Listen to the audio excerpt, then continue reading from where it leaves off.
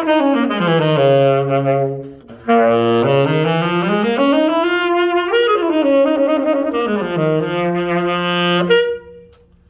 everybody, today we're going to talk about a basic 12-bar blues scale.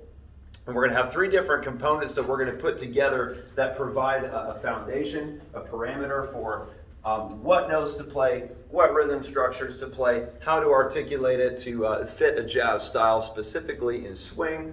And we're going to do so in three distinct parts.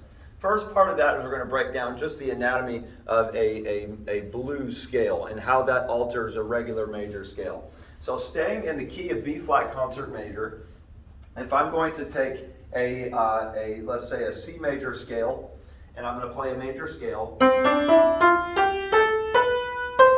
but I alter specific pitches to make it blues, here's the common structure that we're going to use to create the blues scale.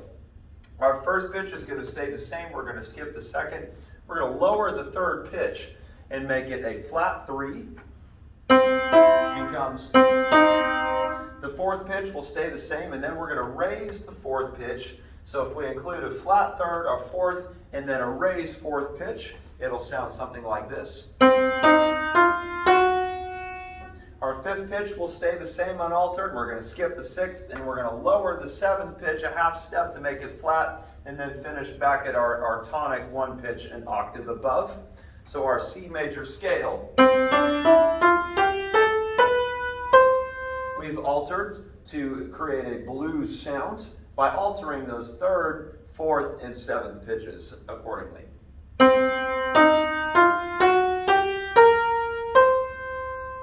Now, once we've done that, I can translate a similar idea on my saxophone. Okay, and staying in the key of B flat concert, this would be C major for tenor saxophone, for trumpet, for clarinet, bass clarinet. We can use these pitches as our lines. If we're coloring and we're staying inside the lines, this is staying inside the lines. I'm using only these specific pitches from my key of C major. C major scale, altered to create a blues feel with the third, fourth, and seventh pitches being altered.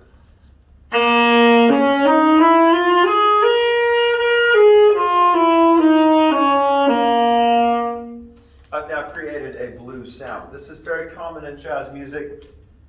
Another thing we could get into is the chord progressions. We can take that same scale and move it up to fourth or fifth chord. Right now we're just going to stay on tonic. Specifically for tenor saxophone or trumpet or clarinet, we stay in the key of C major with that 1, flat 3, 4, sharp 4, 5, flat 7, and back to tonic an octave higher at 1.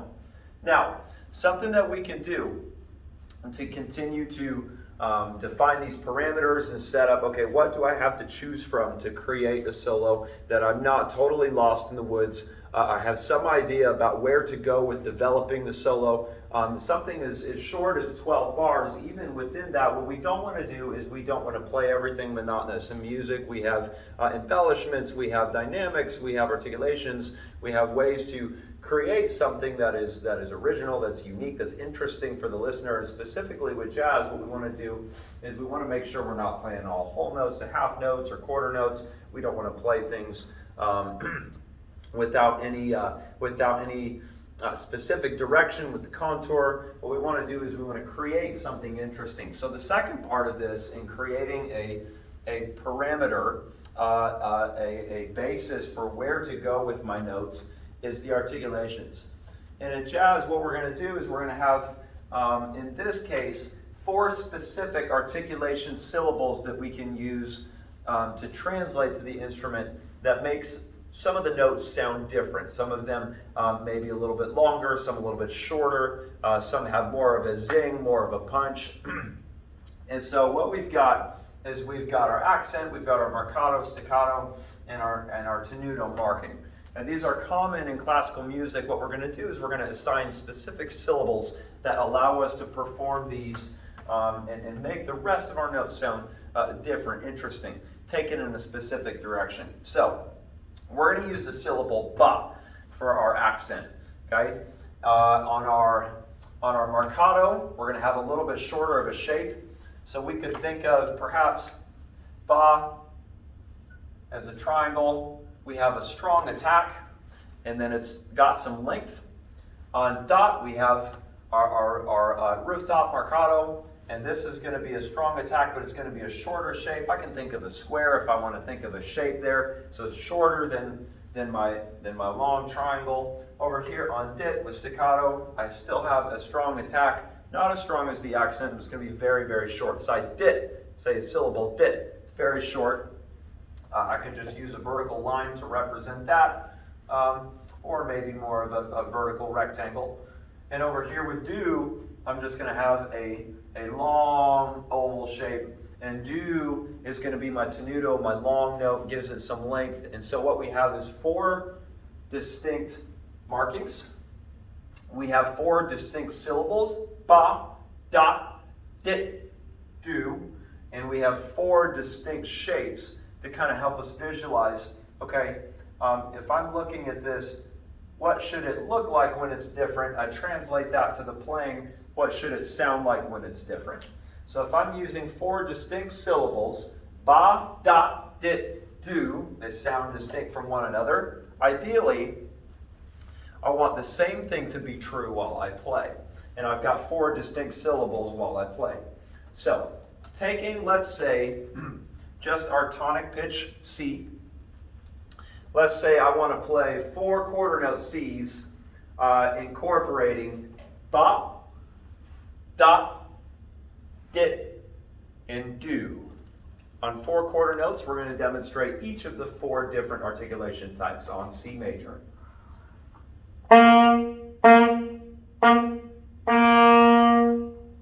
Now, taking that in time, I'm going to put them in order and speed it up a little bit, see what it sounds like in context. 1, 2.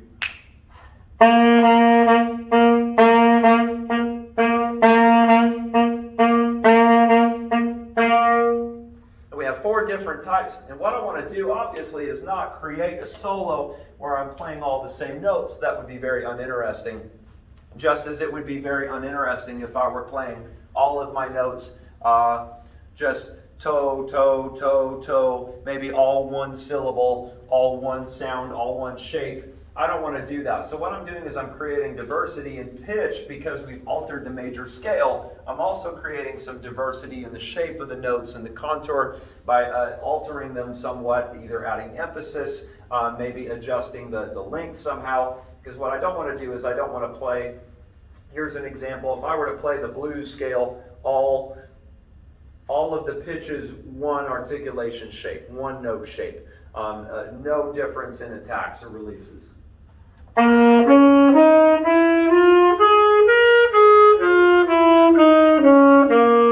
Now, it sounds prettier than a normal major scale. We have a different color to that. But at the same time, it's not as interesting as if I put in some different articulations in there. So, what I'm going to do is I'm going to play that same scale, or a C major blues scale, and I'm going to incorporate ba, dot, dit, do in some different places throughout the scale, make it a little bit more lively, a little bit more energetic, and more interesting to listen to in general.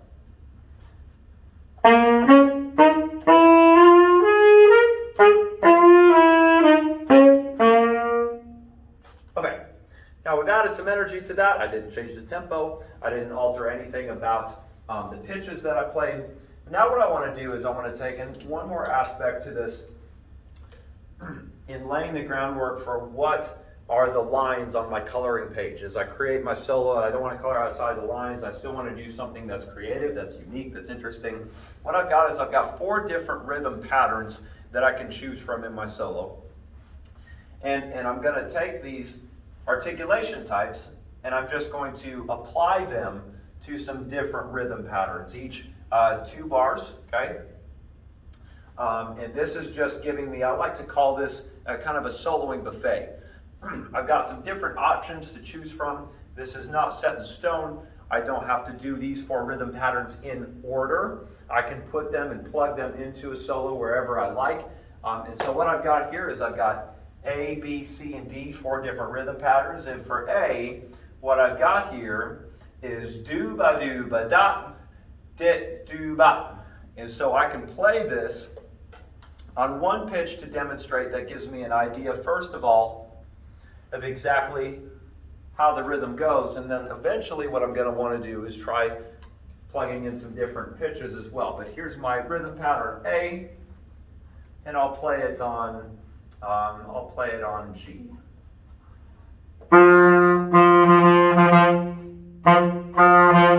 If I were to play the same rhythm pattern without putting an emphasis on beat 2 and 4, without my swing feel, and without changing or altering these articulations, it could be the same rhythm, but not nearly as interesting.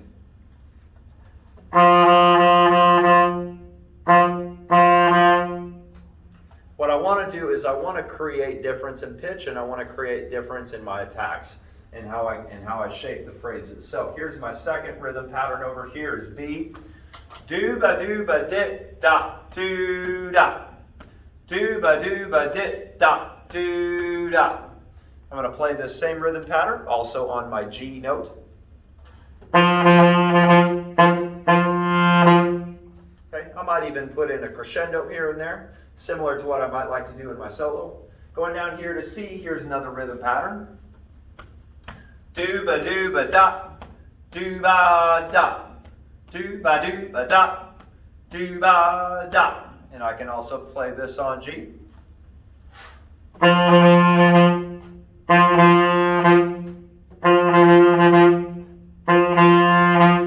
Okay, so let's look at one last rhythm pattern down here, D. Do ba do da, do dit da. Do ba do dit da. And I'll play that on G.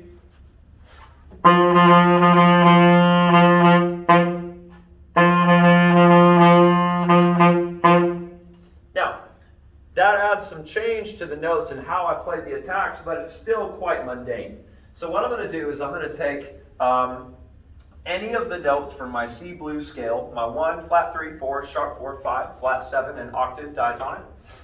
And then what I'm going to do is I'm going to play the specific articulation markings that I've put within each rhythm pattern. And I'll start with A. Last example before I put together a full solo. What I want to do is I'm going to play on rhythm pattern A, do ba da, dit do ba.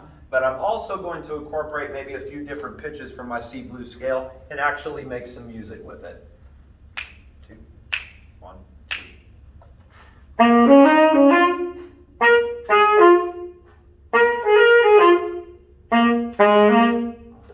Okay. Now what I've done is I've created something that is not written for me, completely improvised, but I'm drawing from my parameters. I'm staying within the lines of using notes that are from my C blues scale and using any of 4 specific articulation markings within that rhythm pattern. Now, I'm going to do the same thing on B. 1, 2, 1, 2.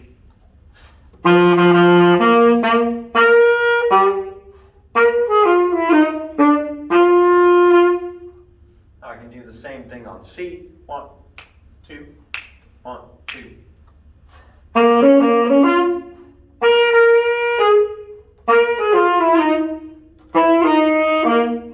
I can do the same thing on D. 1, 2, 1, 2, 3.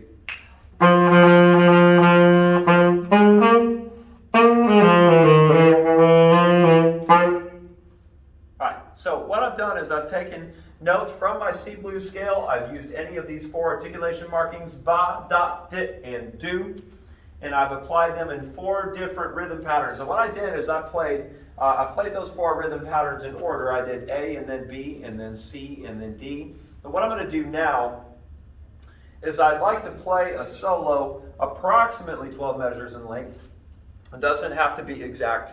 And what I'm going to do is any of the notes that are from the blues scale, from my C blues scale, I'm going to use a variation of ba, da, dit, and do. And I'm going to draw from these 4 rhythm patterns. I'm not going to play A through D in order. I'm just going to incorporate 1 or 2 or 3 or 4 here and there throughout the solo. That gives me an idea. Like I said, my music buffet, I can pick and choose and plug that into a solo that is still creative, that's unique, something that I've done on the spot. I'm going to set my tempo and begin staying within the parameters of my C blues, these four articulations, and something from these four rhythm patterns. 1, 2, 1, 2.